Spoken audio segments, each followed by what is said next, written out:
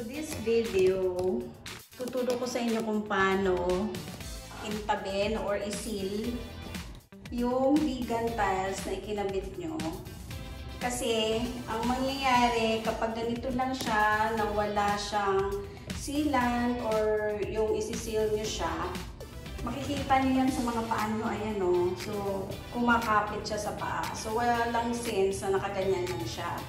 So, what I am going to do first is lagyan ng linseed oil muna ito para mag-close siya, ma-seal yung, yung vegan. Kasi parang ito siya. Nauna ko na siyang i-seal, so makikita niyo ang kintab. Pag inapakan niyo yan, or hinawakan niyo yan ng ganyan, wala kayong makikita sa kamay niyo na namumula. Ayan o. Ayan. Pero pag dito, dyan, kita nyo kaagad, diba? So, yan. So, yung first step is, kailangan sabunan muna yung vegan tiles. Ayan. Linisin, bago lagyan ng linseed oil. Ito yung before and after niya. Before and after. Makita nyo, makintab, diba? And again, pag hinawakan yung ganyan, wala kayong makikita. Ayan eh. Reason for that is para kumintab siya. Pero ang sealant, yun na yung pinakahuli. Ipapakita ko sa inyo kung ano yung materials nun sa susunod kong video. Pero for now, this video is how to put linseed oil first on your vegan tiles. Ayan. Para maprotektahan din yung vegan tiles natin. So again, this is before and this is after. Yan, ganyan yung magiging color niya. Mas maganda yung ganitong color niya. Iba-iba siya kasi yung vegan tiles, iba-iba yung color talaga. Ang tawag dito is Saltillo. Dito sa Pilipinas kasi, sa vegan ginagawa ito, kaya vegan tiles. But this is Saltillo tiles. Okay? So yan. So binalisan ko na to. What we are going to use here is sponge roller. Kailangan sponge roller ang gagamitin. Nabili ko to sa hardware ng 50 pesos. Siyempre, kailangan tayong may roller holder. Gamit na to actually. Pero, kailangan natin to. And then, ito. Yung boiled linseed oil. Kasi sabi nila, kailangan boiled linseed oil ang gamitin. Okay, so it improves glow and gloss of oil-based paint, classic wood finish for furniture projects, seals and protect unfinished wood. Actually, sa wood to, pero pwede siya sa vegan tiles. So, yan. Sinisil niya kasi para hindi na mabasag-basag siya. Okay? Tsaka kikintab nga. So, yun yung gagawin natin. Ipapakita ko sa inyo kung paano ginagawa. And, please note, yung amoy ng linseed oil is para siyang gas. So, make sure na yung mga bintana nyo bukas. Yan. Bubuksan nyo kasi sobrang lakas niyan. And also, yung linseed oil, bago nyo lagay yung huling sealant, kailangan siya na may mga at least 4 days para hindi siya nagiging sticky or malagkit pa. Kasi hindi pa siya pwede, ibig sabihin. Pagka yung naapakan mo tapos hindi na dumidikit yung tsinelas mo, yung sapatos mo, i-test nyo lang sa kamay din, makikita nyo naman, pwede na yung lagyan. Pero ito hindi ko pa siya lalagyan dahil kailangan ko munang tapusin to para sabay-sabay na sila. We will do it on my next video. But for now, ito nga, tuturo ko sa inyo kung paano gagawin. So, there you go. Mag-umpisa tayo dito. So, ito siya. Ito yung laman ng linseed oil. Naka-plastic siya. Ayan. Ayan. Ganyan yung itsura. Ayan. So, actually, feeling ko hindi naman siya mauubos. So, maglalagay ka lang ng kahit papano dito, konti. Ay, na syempre natapon. Ayan. Ganyan lang. Konti lang kasi small amount will go a long way. Ayan. Natapon siya. So, we have to, ayan. Mas maganda daw kasi yung roller. Tingnan natin. Kasi yung una, ginawa ko dito sa kabila, sponge. But, let's see Kung mas maganda ba ang roller o mas matipid pa. Ayan, ganyan. Pati yung gilid. Ayan. Kita niyo ba yung ginagawa ko? Ayan. Para pantay yung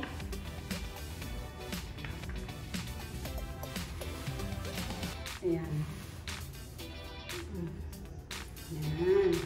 Parang ba may bubbles? Dapat walang bubbles. Ayan.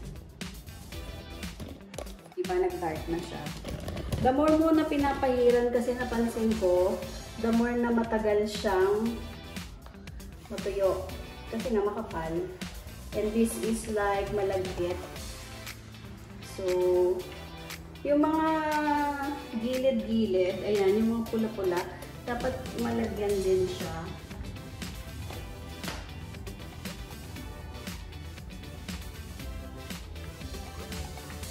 Para ma-seal din siya. Ayan.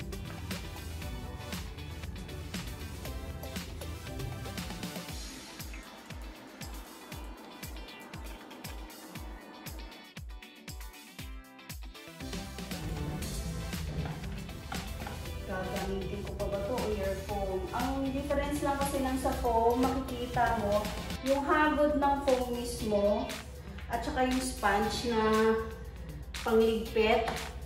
May mga ano siya, hagod siya ng yung sponge nga na pangligpit. Yung dinaanan mo, papakita ko sa inyo mamaya. Yung mga dinaanan kasi, ito kasi fine. Yung mga dinaanan, yun. Gamitin natin.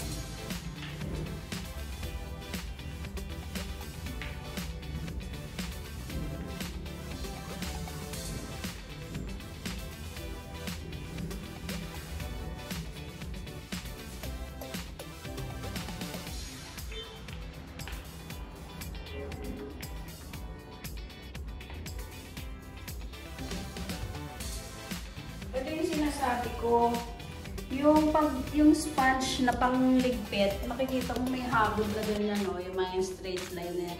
Yan yung mga dinaanan ng sponge. Tapos napansin ko yan dito. Pero okay lang kasi plastic. Gusto ko yung medyo may ganong effect. Diba? Pero dito, tingnan nyo. Pag sponge, oh, wala kang makikita ng ganon. Yan. Matutuyo pa yan. So, may makikita nyo pa yan. So, yan. Yan. Oh, for you to see na walang hagod. Ayan. Nakakaloka. Yan. Ito is really maamoy. It's really maamoy. Mabaho siya. Amoy gas. So, ano to? Ang tagal. So, dapat lahat bukas yung bintana, bukas everything. Hindi nyo pwedeng gawin to nang nakasarado ang bintana at mahihilo kayo. Sobrang mahihilo kayo. Masakit sa ulo.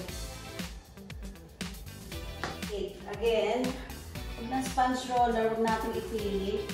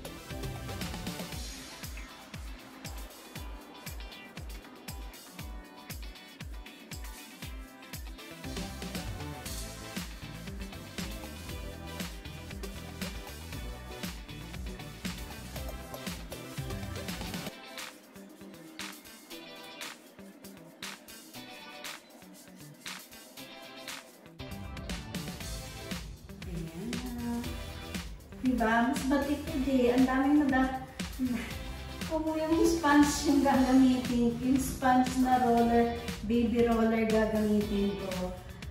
Doon pa lang, ubos na. Mantalang ito malapit na akong matapos sa area na kailangan kong lagyan. And meron pa rin siya. So, good job. Yun. Aalimin natin kung ano yung nakakabuti. Kasi sabi, nasa napanood ko, sponge daw ang gamitin. Eh, okay naman sana. Kaya lang, ayun nga, ito, let's go for yung makakatipid tayo. Pareho din naman ang effect. Why not? So, hanggang dito lang yung nalagay ko kasi dito, may mag-aayos pa ng CR. So, hindi ko pa siya pwedeng tapusin talaga ng buo. So, by next week, gagawin ko is, yun nga, yung last ano na, most probably by next week, magagawa ko na ang maglagay ng sealant for this. Okay, so,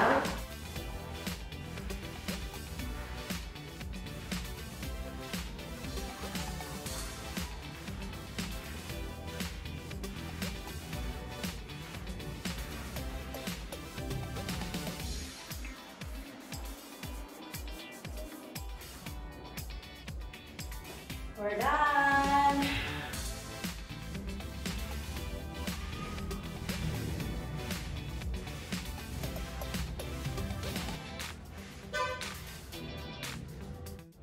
Ayan, so this is it. Ay! So yan. At saka yun. Okay. So yan yung ginawa ko. See? Kasi umpisa pa lang, ginagamit ko yung sponge roller. Mga 3 layer lang na gamit ko, ubos na eh. So I'm thinking, kung hindi ko ginamit, itong sponge na to, malamang hanggang pang-anim lang ako, ubos na siya. So yan. So hanggang dito lang muna siya. Kasi dito, hindi ko pa siya tinatapos dahil may gagawin pa sa kusina. Ay sa CR. So maaapakan na naman yan. Eh wala din. Sayang din yung gagawin mo. So yan. Ayan siya.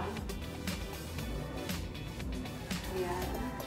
So that's it. Ayan. So maghihintay ako another 3 days. So that will be until Wednesday. Then lalagyan ko na siya lahat. Kung kaya ng Wednesday. So, Sunday ngayon, Monday, Tuesday, Wednesday, Thursday, umpisahan ko na siyang gawin. Tuyong-tuyo na siya. Tuesday, maglalagay na ako ng gamit dyan. Hindi ko pa siya matatapos everything kasi ang dami pa nga ayusin dito sa kusinang ito. Pero this is how you seal or put boiled linseed oil sa vegan tiles nyo, nakalalagay lang. Ayan. Dapat kasama yung red cement sa mga singit-singit ng mga tiles. Kasi yan, kapag every time na nababasa yung tiles na yan, sumasama din yung red cement na yan. So make sure na nakaseal din siya. And that's the purpose of why we are doing this. It's because, yun nga, para nga hindi matanggal din yung cement na yan na inilagay natin sa gilid ng mga tiles. It's to protect also the tiles. Ganon. Kasi kapag wala siyang treatment na ganyan, madali itong mababasag. And at the same time, mahirap siyang linisin pagka ganito, katulad niyan. Ayan o. Inapak-apakan na may mga simento, hindi na siya matanggal. Kahit anong gawin mo dyan. Ayan. And ang nakakatuwa dyan, meron kasi mga breakage yan. So, meron din akong video. Ayan, may mga video ako dyan. How to fix yung breakage or broken tiles na nakadikit na vegan tiles. Ayan. Hindi mo na nga mapapansin na meron pala eh. So, yan. Yun yung, please do watch my video also with, for the vegan tiles on how to fix it. Okay, makikita nyo dyan sa taas. Thank you so much. Have a good day. Bye.